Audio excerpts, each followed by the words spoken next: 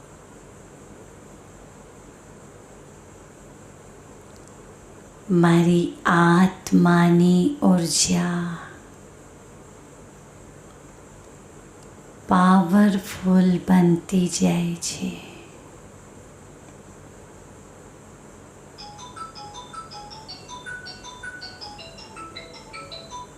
હું શક્તિ સ્વરૂપ આત્મા છું.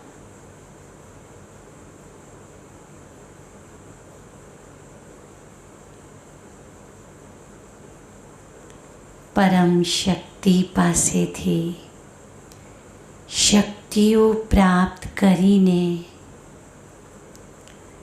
આ ધરા પર પાછી આવી રહી છું. મારી ચારે બાજુ શાંતિ શાંતિ છે.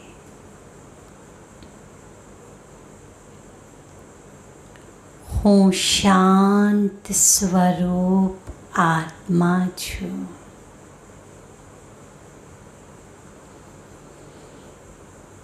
હું શાંત સ્વરૂપ આત્મા છું.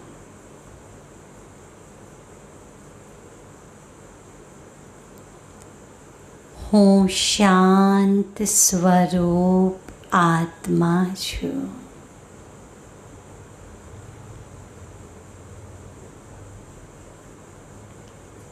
હું શાંત સ્વરૂપ આત્મા છું.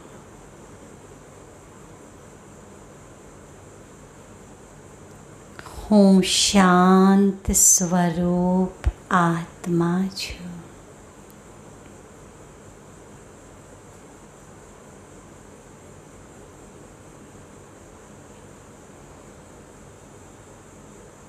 ઓમ શાંતિ.